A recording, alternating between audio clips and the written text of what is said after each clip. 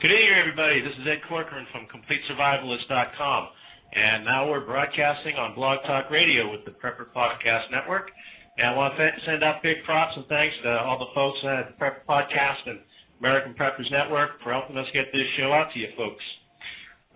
Tonight, our guest, some of you listeners might remember the report that I did back in August about the BP oil spill and about the media blackout and the cover-up that was going on. And a lot of people think that that went away. They think that they haven't heard anything in the news about it and everything, but the fact is, as I discussed in my previous report, that the health risk goes further than just the cleanup workers. Residents down in the Gulf area are getting sick and they're dying, and there's a massive health cover-up going on right now. People are, like with the cleanup workers, they claim that those people were coming down with food poisoning and heat stroke. Now they're saying that the residents down there, that they're suffering from stress. And they set up a stress hotline, and that's about all they're doing for those folks. These people are living with benzene and sulfur dioxide and all kinds of chemicals and poisons in the air and in the water. And tonight with us, my host is A.C. Griffith. He is formerly associated with the NSA and the CIA, and he's done a lot of research on this subject. And we're going to address that topic as well as some other very important issues. So welcome to the show, Griff. How you doing? Thank you. It's good to be with you tonight. I'm looking forward to the conversation. Me too. What would you like to get into first? You want to go with the Gulf? Yeah, you've done a lot of research and a lot of investigation on the oil spill and everything that's behind it. So I'd like to get some of your insights about what's going on back when the oil well was supposedly capped, and also what's going on with the health care or the health issues for the residents in the area, and what you know about that. Mm-hmm. Okay. I've been asked if I thought that this was Agenda 21 being played out. There's no way to know the answer to that, although we can see that the final result is Agenda 21. It's the same result that was written in Agenda 21. So for all practical purposes, we can say it is Agenda 21 being played out down there. The entire Gulf is in the process of being poisoned. In addition to the immediate effect, there are long-term genetic effects, not only in the life in the Gulf, in the water, but in the people. The people, if they stay in that area and are exposed to the water, to the chemistry, they will have genetic effects over a period of defects over a period of time. The air is lethal and the water is lethal. They have not capped that well. The government and Coast Guard and BP said repeatedly they did cap the well. They have not capped the well. They're lying. Mm-hmm. They couldn't cap the well earlier, and they couldn't cap it now. The idea of drilling a relief well at that depth and hitting the original well is ludicrous. It can't be done. There is no technology available to allow that to happen. So they have not capped the well. Originally, they were talking about pressures coming up out of the ground approaching 100 pounds per square inch. Mm-hmm. That's not right. 100,000 pounds. Add some zeros onto that. Right. I do listen to what I say every now and then. And other figures given earlier were 72,000 pounds per square inch. But you can't deal with that. The technology won't go there at that depth. Mm-hmm. So there was no way for them to do it before, and there's no way for them to cap it now. So they're still spraying Corexit into that water. Now they've sprayed, some figures report 40 million gallons so far. They continue to spray all the time. Yeah. Now which it's isn't toxic. even. Oh, it's highly toxic, and it's not even a solution. All it's doing is breaking up the oil and making it sink down to the seabed, and poisoning the atmosphere, killing the marine life and people in the coastal areas. Now, sooner or later, the not only the Corexit, but the oil and the methane will start to show up in the aquifers on the land, in the water supplies. Right. If that oil is, they've tried to cap it, they've tried to slow it down using different techniques. Some reports say that the oil has been pushed sideways out of the well hole into abandoned wells, causing them to shoot off. One was reported and put on the internet, shooting oil into the sky on the land. Now that was a result of the undersea oil volcano. They actually drilled into a volcano. That's what they did. Not only do they have the oil, but they have one of the largest reservoirs of methane anywhere. Now, there are 27,000 capped wells, temporarily capped wells in the Gulf of Mexico. I'll say that again. Yes. 27,000 wells have been temporarily capped, some as far back as 1940, with marginal caps. So if those wells started popping off, we probably would not know it. They would not report it. We expect that to start happening.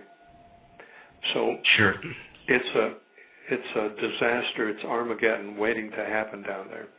The people should be evacuating the entire area, but the government is not going to encourage that because of the economic repercussions.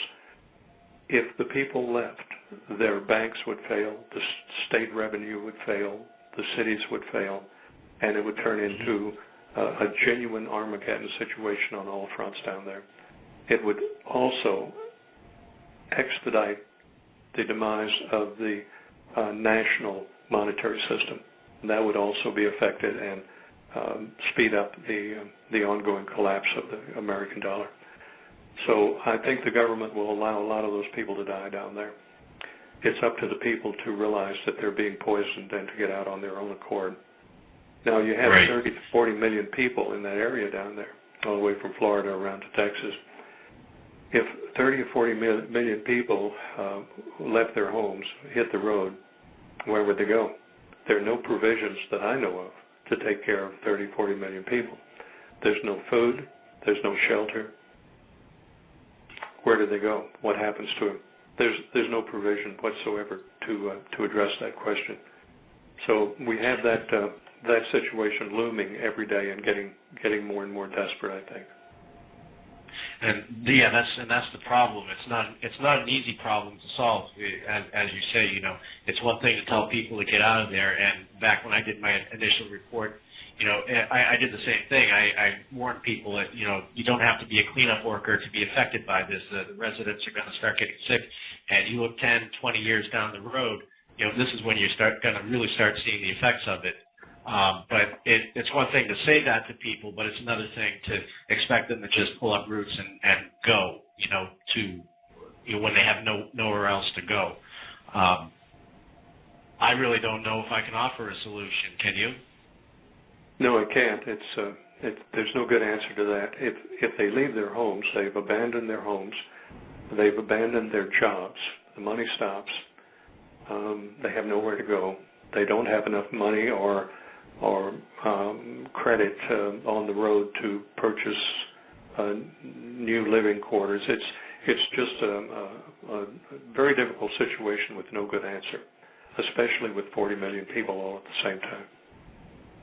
Sure. And the thing that I keep coming back to, though, is that, why are there not more efforts in place to help these people with the health problems that they're experiencing now? I mean, I've contacted the EPA and NIOSH and NOAA and all these organizations. They gave me a runaround. Initially I thought the EPA was going to enforce their mandate on BP, but as it turns out, it's the other way around. It's BP calling the shots everywhere they go. So why isn't anybody stepping in to try to address these health issues instead because of they covering don't up? want to. Right. Because they don't want to. That's the answer. People ultimately, it's an axiom in law that people do what they want to do, and the agencies don't want to address that. I have said publicly on international radio before that I believe that the Obama administration, they're not communist, they're not necessarily socialist, they're fascist. Now, fascist during the Second World War was defined as Adolf Hitler and Benito Mussolini, the way they operated. And Obama is going straight out of the German playbook. The Youth Corps, Obama has the very same thing. If you know history, you can go 1, 2, 3, 4, 5, 6. The same thing that happened in Germany from 1933 on, Obama is trying to do the same thing. When you realize that this administration is not working to support the people of the United States, they're trying to bring the United States down to its knees. We see the action of the Justice Department under Obama suing the state of Arizona, and Hillary turned them in to the United Nations. Can you imagine the American government in Washington turning Arizona into the United Nations for crimes? Well, that's what happened. Now, recently in the last few days, people don't know this, but the Justice Department under Obama has recruited and brought in 11 foreign countries to join the lawsuit of justice against Arizona. All of the NAFTA countries in South America are now in the Ninth Circuit Court suing Arizona for crimes. Now that I did not know. No. I did not know that. I did know that the House of Representatives is pushing through a bill to give the United Nations jurisdiction over our coastlines and our waters, basically, our inland waters as well as our coastal waters. Well, there's already laws in place that gives the United Nations control over 100 miles inland from the coastal areas all around the United States. The United Nations now controls national parks in the United States. So our country is being slowly eroded, given away to foreign interests. And it's not by accident. It's the deliberate move. The activity in Arizona is causing great concern among the militias in this country. Yes. The soldiers, many of the soldiers on the border down there, do not have ammunition. They forbid them from having ammunition. So many of the militia citizens are going there from all over the country with guns to protect the soldiers. Right now. Boy. That's how bad it is. We are reaching a critical point. Greg Everson said the other day on Pastor Butch's radio program, it's time for revolution. He used the word revolution again and again. And Greg and I are very good friends. We're on the same wavelength. Are we going to lose our families, our lives, our country? It's to that point, and people don't know it. They don't know these things are happening. Right. They're blissfully unaware. You know, the chemistry in the atmosphere, I hear reports coming out of Louisiana that there's barium and aluminum being detected in addition to the Corexit, in addition to the chemistry of